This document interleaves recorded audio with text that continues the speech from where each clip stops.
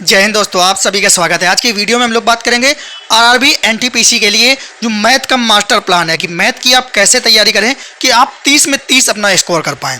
और इससे के पहले जीके का मैंने हर एक स्ट्रेटजी और किस टॉपिक से कितना पूछा जाता है ये भी मैंने आप लोगों को बता दिया है। वीडियो अपलोड हो चुका है, अगर आप लोगों ने नहीं देखा है तो उसको देख लें। और आज हम लोग बात करने वाले हैं मैथ का कि किस टॉपिक से कितने प्रश्न बनते हैं। सबसे पहला टॉपिक है हमारा बहुलक माध्य माध्यिका। इससे बनते हैं आपके 2 प्रश्न, एसआई सीआई से 2 प्रश्न। लगभग एक ऑन एवरेज बात कर रहा हूँ। अभी जो RPF SI RPF constable RRB JE जितने भी एग्जाम हुए हैं ना, इन सब का मैंने पैटर्न देखा है। उसके बाद ही नए पैटर्न के हिसाब से आप लोगों को ये स्ट्रेटजी बता रहा हूँ। मिश्रण के 2 प्रश्न, अनुपात समानुपात, समय तथा कार के 2 प्रश्न, पाइप तथा टैंक के 2 प्रश्न, चाल तथा दूरी के प्रश्न 2 से 3, रेलगाड़ी के 2 प्रश्न, प्रतिशत के 2 से 3 प्रश्न, लाभ हानि के 102 प्रश्न, बट्टा का 1 प्रश्न, नंबर सिस्टम के 2 से 3 प्रश्न, औसत के 1 से 2 प्रश्न, साझेदारी का 1 प्रश्न, सिंप्लीफिकेशन के 3 से 4 प्रश्न, मेंसुरेशन 2 प्रश्न, ट्रिग्नोमेट्री के 1 से 2 प्रश्न वो भी हाइट एंड डिस्टेंस का, एलजेब्रा 2 प्रश्न और एलसीएम एचसीएफ 1 प्रश्न।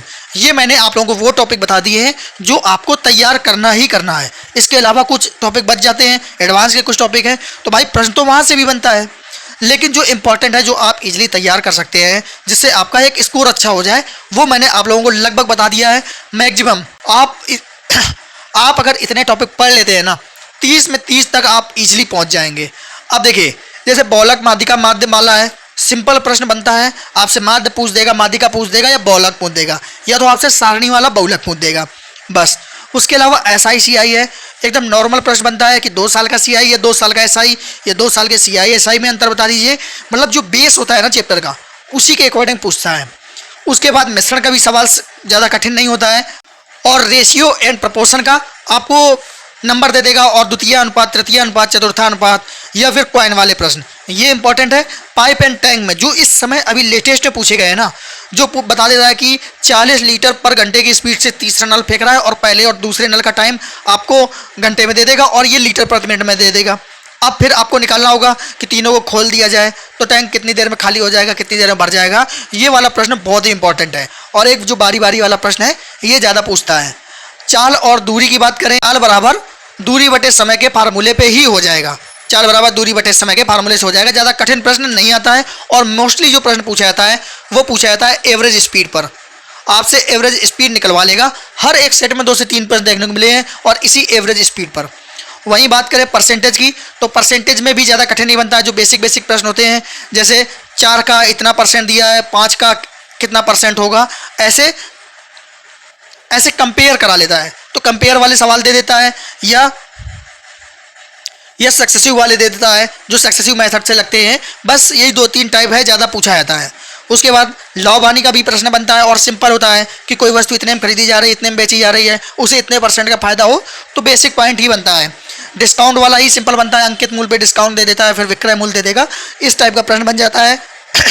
नंबर सिस्टम से जो प्रश्न बनता है मैक्सिमम मैंने देखा है कि विभाज्यता से बना है। आपको कोई संख्या दे देगा और पूछ देगा कौन सी संख्या 16 से विभाज्य है, या इसमें कितना नंबर जोड़ा जाए कि ये 16 से विभाज्य हो जाए।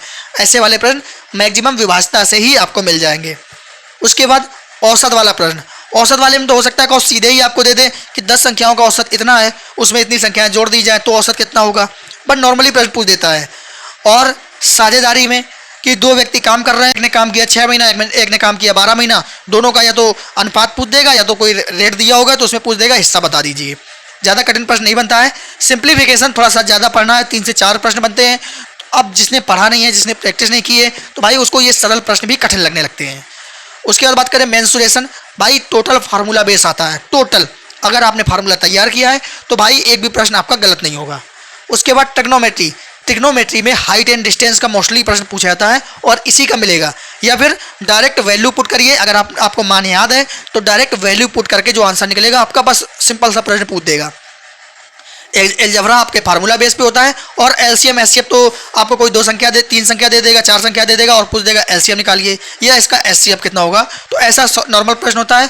या एलसीएफ इंटू एचसीएफ बराबर पहली संख्या इंटू दूसरी संख्या, इस पे दे देगा। तो ये सिंपल प्रश्न होते हैं। तो ये मैंने आप लोगों को कुछ टॉपिक बता दिए हैं जो बहुत ही इंपॉर्टेंट है, और ये भी बता दिया है कि किस टाइप का प्रश्न बनता है। अब उसके बाद कुछ हमारे प्रश्न है कि मैथ कहाँ से तैयार करें।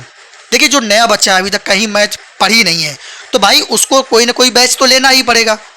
क्योंकि बिना गाइडेंस के आप मैथ को तैयार कर लें ऐसा पॉसिबल नहीं है। लेकिन फिर भी बहुत सारे ऐसे बच्चे हैं कि जो बैच नहीं ले सकते हैं, नहीं पढ़ाई कर सकते हैं और इतना समय भी नहीं है। अब अगर एनटीपीसी की बात करें तो भाई यूट्यूब में ही इतना कंटेंट पड़ा हुआ है, अगर आप मेहनत से ईमानदारी से पढ़ लेंगे ना आपका स्कोर अच्छा हो जाएगा। आप देखना गगन प्रताप सर, अभिनय सर, आदित्य रंजन सर, बड़े बड़े टीचरों का बैच, इन्होंने परसेंटेज, किसी ने प्रॉफिट लॉस, किसी ने SICI, ऐसे बड़े बड़े वीडियो 8-8 10-10 घंटा के यूट्यूब पे अपलोड किए हुए हैं। आप जाकर वो वीडियो ही पढ़ लें। आप सिर्फ अभिनय सर के अगर चैनल पे पहुंच जाएंगे ना, फ्री का कंटेंट, इतना बेस्ट कंटेंट उसमें पड़ा है कि रेलवे तो हर एक सवाल आप कर लोगे, कोई भी प्रश्न आपसे नहीं छूटेगा रेलवे का। अब उसके बाद बात करें प्रैक्टिस कैसे करें। देखिए आप इसके लिए आप टेक्स्ट बुक भी का ऐप भी ले सकते हैं, टेक्स्ट बुक से प्रैक्टिस कर सकते हैं, या फिर आप यूट्यूब से प्रैक्टिस कर सकते हैं। यूट्यूब में आप देखेंगे कि टॉप 25 प्रश्न, टॉप 50 प्रश्न या परसेंटेज के प्रीवियस ईयर वाले क्वेश्चन, ये बहुत वीडियो पड़े होंगे। आप डेली एक वीडियो उठाएं, भाई 45 मिनट का वीडियो होगा, उसकी प्रैक्टिस करनी है। बहुत सारे लोग क्या करते हैं कि वीडियो चला लिया और देखे जा रहे हैं, बस केवल देख रहे हैं कि हाँ ऐसे से ऐसे लगा दिया, सर ने लगा दिया और मैंने देख लिया, उसको 2x 3x की स्पीड में उसको बस खत्म कर लिया और प्रैक्टिस हो गई। भाई इस तरीके से प्रैक्टिस नहीं होती है। जब तक आप खुद का पेन नहीं खर्चा करेंगे तब तक प्रैक्टिस नहीं होती है। वो उतने टाइम तो आ जाएगा कि हाँ ये ऐसे लग जाएगा, लेकिन जब वही सवाल आपको एग्जाम में मिलेगा ना, आप उसका कैलकुलेशन ही नहीं कर पाओगे और टाइम भी बर्बाद होगा, कैलकुलेशन भी नहीं होगा। इसलिए अपना पेन खर्चा करें। अगर आप समय खर्चा कर रहे हैं तो पेन खर्चा करने की भी हिम्मत रखें तो ही आप प्रैक्टिस करें, वरना आपका कोई मतलब नहीं रहा प्रैक्टिस करने का। बहुत सारे लोगों को मैंने देखा, इसलिए मैंने इस पॉइंट को शामिल कर दिया। तो प्रैक्टिस आप लोग वीडियो से कर सकते हैं, डेली आधे घंटे की 1 घंटे की जो भी क्लास हो आप प्रैक्टिस कर लें। उसके बाद बात करते हैं प्रश्नों का लेवल कैसा रहेगा। अगर मैं बात करूं ALP हुआ, RRB JEE हुआ, RPF के एग्जाम हो गए, सारे एग्जामों को एनालिसिस करके मैंने जो देखा है कि भाई ऑनलाइन एग्जाम में आपका मुश्किल से 2 लाइन का प्रश्न होता है, 2 लाइन से ज़्यादा प्रश्न नहीं होता है। और प्रश्न कैसा होता है, एकदम बेसिक सा, लेवल मॉडरेट ही रहता है। अभी तक जो रेलवे ने नया पैटर्न बनाया है, नया पैटर्न के हिसाब से अगर मैं बात करूं, मैथ को मॉडरेट लेवल पे ही रखा है। अगर आपने बेस तैयार है, हर एक चैप्टर का बेसिक तैयार है, आपसे कोई भी प्रश्न नहीं छूटेगा, वो किसी भी चैप्टर का हो। ना ही बहुत ज़्यादा डीप रख रहा है, ना ही बहुत ज़्यादा सिंपल रख रहा है, मॉडरेट लेवल पे है। तो भाई आप लेवल ठीक ठाक है, कोई भी दिक्कत नहीं है।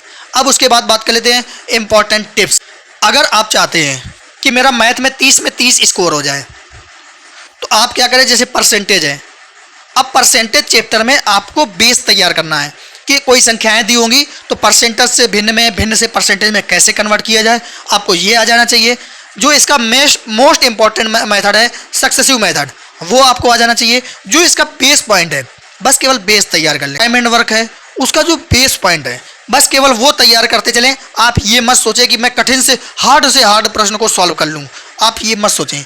आप ये सोचें कि जो बेस है हर एक चैप्टर का, बस मुझे वो आ जाना चाहिए। मतलब अगर मैं बात करूँ तो टाइप वाइज प्रश्नों का कॉन्सेप्ट क्लियर होना चाहिए आपका। मैंने अभी तक जितने भी एग्जाम देखे हैं उसमें मैंने देखा है कि जैसे परसेंटेज है, अब परसेंटेज में मुझे 70 टाइप के सवाल मिले।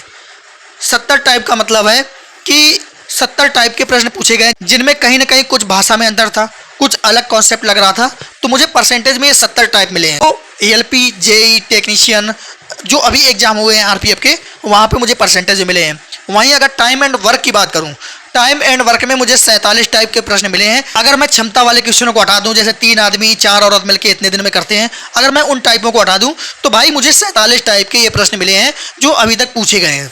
और मैंने पूरे पेपरों का एनालिसिस करके एक एक टाइप नोट किया है, एक एक टाइप नोट किया है, एक एक टाइप का सोल्यूशन किया है और चैप्टर वाइज तैयार किया है, इसीलिए कि कम से कम ये आपको बता पाऊँ कि भाई ये जो सवाल है इस टाइप का इस एग्जाम में पूछा गया था, इसको ज़रूर तैयार कर लें।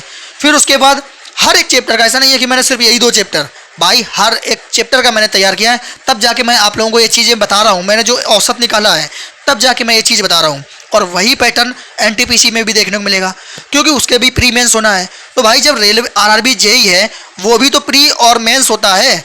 RRB JEE के प्री में जैसा पैटर्न पूछा गया तो NTPC के प्री में भी वैसा ही पैटर्न पूछेगा। वो आप लोगों के लिए बहुत ही ज़्यादा हेल्पफुल रहेगा। अगर आप लोग चाहते हैं कि आप लोग खुद मेहनत कर लें तो भाई आप पूरे सेट उठाइए और छांटना शुरू कर दीजिए। और आप देखिए जो परसेंटेज का सवाल मिले उस परसेंटेज वाले पेज पे लिख दीजिए जो टाइम एंड वर्क का सवाल मिले वो टाइम एंड वर्क वाले पेज पे लिख दीजिए। लेकिन अभी एग्जाम आपके नज़दीक है तो इतना टाइम आपके पास नहीं है, लेकिन मेरी कोशिश रहेगी कि भाई हर एक चैप्टर का हर एक टाइप आप लोगों को प्रोवाइड करा दूं, आप लोगों को वीडियो के माध्यम से समझा दूं कि ये सवाल दिया गया था और इस सवाल का सलूशन ये होगा। अगर मैं डेली 8-8, 10-10 टाइप भी करवाने लगा ना, तो सोचिए कितना जल्दी आपका ये चैप्टर तैयार हो जाएगा। और बात केवल यही इसी एग्जाम तक नहीं है, केवल एनटीपीसी।